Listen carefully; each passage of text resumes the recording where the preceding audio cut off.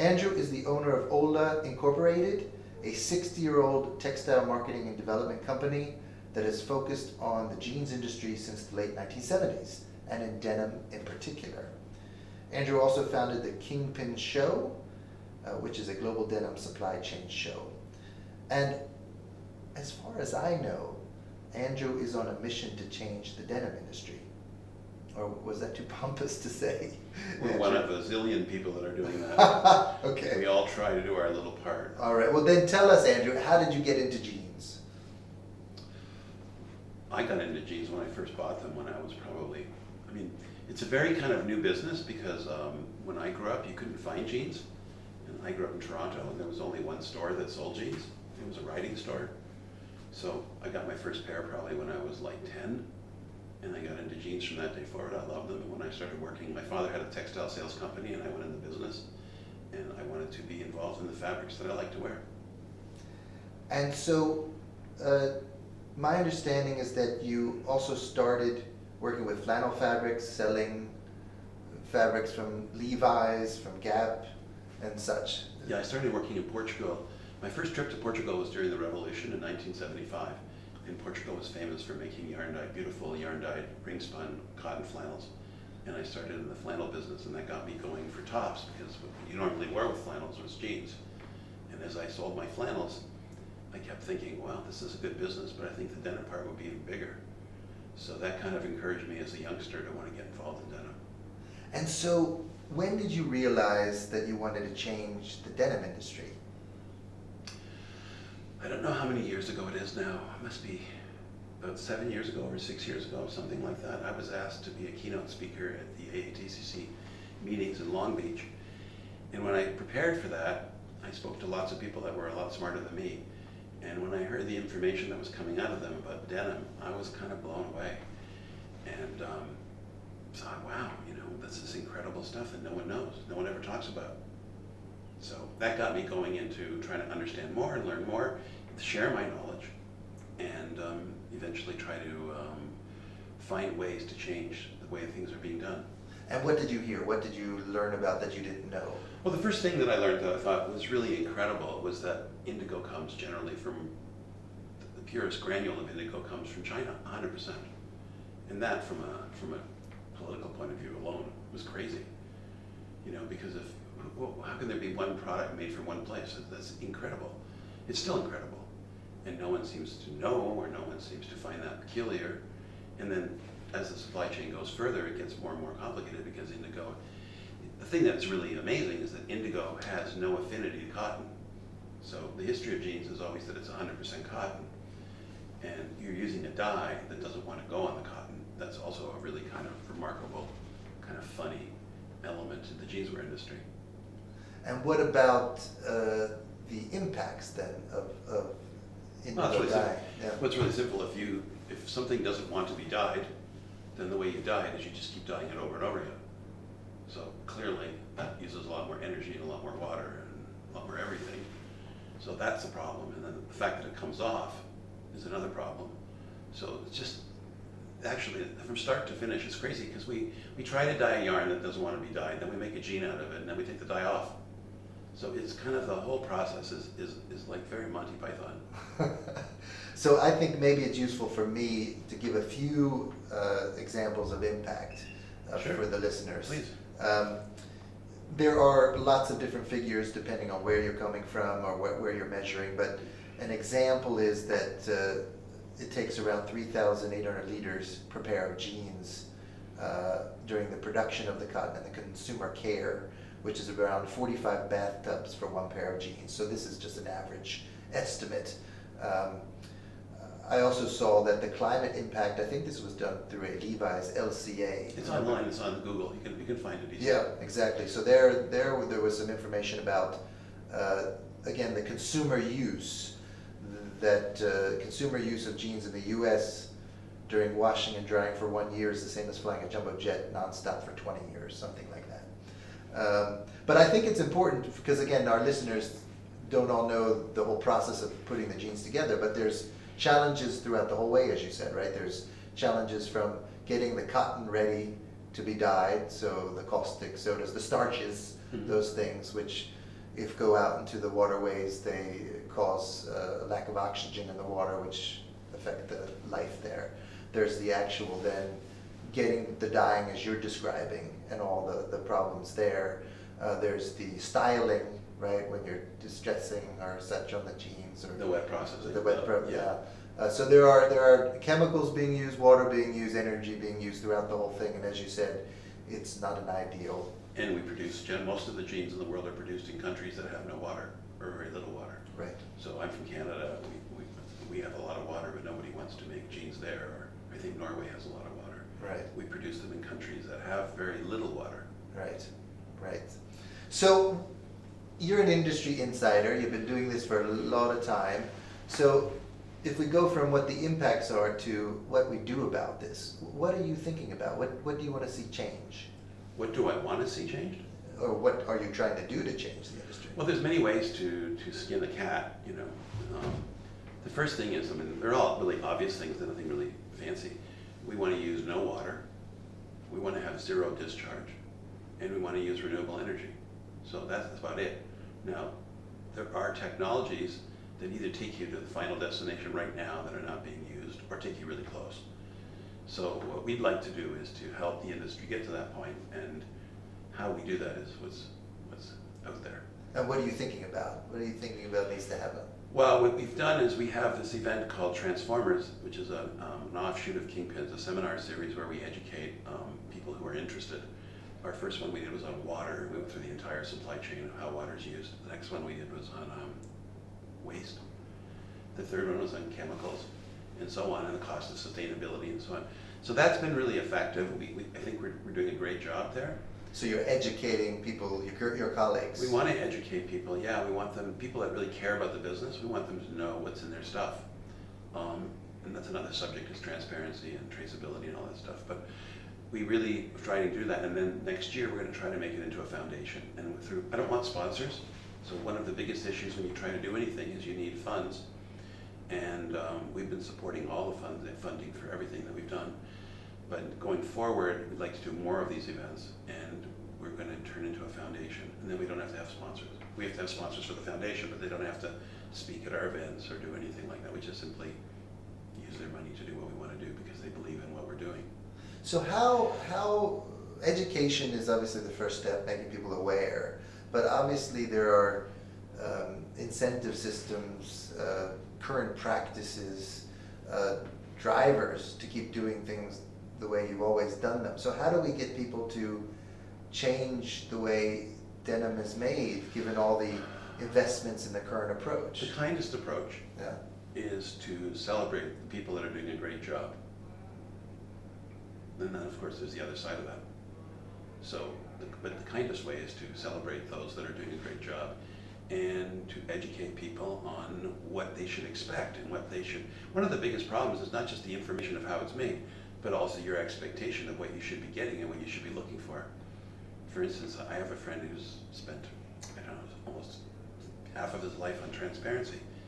And he always says, and he would say this in this room, that there isn't one thing in this room that we know where it's from, who made it, how it's got here, how many hazardous chemicals are in it. You don't know if your shirt is has hazardous chemicals. None of us know anything about everything. So the starting point is, of course, education, but then at the same time, we have to set standards of questions that people might want to ask of the consumer products, not just jeans. But like, why don't we know where anything's from? So you think transparency, tools, and sort of principles are crucial for I think it's the answer. The answer. I really think it's the fundamental answer, because if everybody has to tell you where everything's from, and you have access online to that place, then there's no really easy way to hide what it is you're doing or not doing. And lack of transparency, I teach it in courses on. And one of the things I always say, if someone doesn't tell you where it's from, it's either because they don't want to, or they don't know. So which one do you like as a consumer? So I was thinking about what I heard about Kingpins. Can you tell us more about what Kingpins is? Yeah, Kingpins is a jeans supply chain show. So what that means is that we house an event where all the players in the supply chain come, like label people, fiber people, dye stuff people, chemical people, denim mills, garment factories, laundries. They all come and they show. And what makes it unique? What makes it special? Because I understand there's some criteria that you have. Well, we've come a long way. We're 15 years old. Initially, what made it special was that we were the first trade show to ever do that. So that was pretty special. Now there's lots of versions of us in different places and good ones. And what we've tried to do is push the content very, very aggressively about change and about good practices. And yeah, I think that's what makes us special. So do you have any criteria that you... Well, this year we rolled out the first 2 criteria. Yeah, we thought, well, one of the rhetorical questions we ask ourselves is, why should we accept money from an exhibitor if they're not doing the right things? How does that impact us? If we believe in what we believe in, then how can we accept their money? So the answer is, well, we really want their money because we're in business, but we also feel that we could ask them to have certain criteria. So we created 2 different criteria. One, we created, I've been in the denim business for 40-something years, and I've almost never been asked what the social compliance of my factory. And so we said, well, we would like everybody at our show to have a social compliance standard. We don't think that's a big ask. We don't care what it is, just have one. I mean, that's such a tiny request. And my rhetorical question back to the brands or retailers would be, well, why would you want to buy from any factory that doesn't have a standard? And so we always have the yin and yang of the question. Yeah. What's the question and what's the opposite of the question? And was there another, you said that was one standard. And the other one was we said, we worked with ZDHC on trying to have our companies work with ZDHC on their chemical usage. Zero discharge of hazardous chemicals, that initiative, the nonprofit. Yes. Okay. Or they might say almost zero discharge. Almost zero. So what, it sounds to me as you saying that this is so obvious and pretty basic. Well, there's no show in the world that has a standard for their exhibitors. If you go to the boat show or the wine show, nobody knows where anything comes from, of course. So that is, it's in its simplicity. This is part of our society. We're not supposed to know where anything's from. Right, okay. So this is quite significant, even if it's a simple idea. It is changing the expectations of what a trade show should do. I'm trying to change the expectations of what anyone who buys anything should ask. Yeah, okay. So how do you see this evolving? Will you continue to demand more? Totally. Yeah. Well, first of all, we're going to have an opinion. So we are going to have an opinion of the right thing to do and the wrong thing to do. And we'll try to, we have a show that's very popular in Amsterdam. It's so popular that we have a big lineup of people that want to exhibit. So for that particular show, we have an ability to say to people, if you want to be in that show, then you're going to have to do the right thing. At least some things. Yeah, and I'm thinking about why isn't this done, and this links back to what you just said, to every trade show. I mean, I'm thinking of trade shows in the outdoor industry, which is very connected to nature. They want the money, and they're not going to do that. I mean, if you want to be in a trade show business, you make your revenue by having as many exhibitors as you can, and where they come from and what they do might not be one of your great. Look, I'll give you a perfect example. Amazon is so popular, but what do you know about anything Amazon sends you? If you buy Calvin Klein underwear, do you even know it's Calvin Klein? Why would you even believe it is? And so you're imagining what? That this idea of having transparency as the key will automatically lead to us as customers thinking that this is the way things should be, as opposed to the way they are. That there should be a product DNA on absolutely every product in every consumer field across the world and everything. So that's where we have to go. And we have it on food now in America. I'm not really familiar with how the food is labeled here in Spain. But in America, certainly we tell you what's in the food. And I don't really see that as a problem in telling everybody what's in their garment and where it's from, other than lack of will and lack of ability to control their supply chains, because supply chains are changed constantly due to price and quick delivery. So that's the issue. That's the fundamental issue. And so what do you think needs to happen for this to become the way we work? Are there certain things that have to change? Yeah, there's lots of things. There's so many great opportunities. So every problem is, you can sit around and cry because of this problem and be all negative, but everyone has a solution. So in the denim industry, let's stay focused on that. You can do that. What if you were to be a surgeon and point out a couple things you want to do a surgical strike and say, we need this to change, this to change, and this to change? Well, we have to know, first of all, you start from the very beginning, we have to know where our fiber is from. So most people, you're wearing cotton chinos, you have no clue where your cotton is from. Do you care? Well, now I do. Well, Of course I can. Theoretically, you should have the right to know where the cotton, who farmed it, where the cotton comes from, and under what conditions, and that's possible. Your shirt is the same story, your buttons are the same story, so your zipper is the same story. So theoretically, I think that we have to get to the point where people demand that as a basic right of a jean. And is that something that consumers can drive, or it needs to be legislated? Well, in a dream world, we'd have our government do it. I come from Canada, that's conceivable. Whether that will happen in the United States, I kind of don't believe that. Like, that's even under the realm of possibility.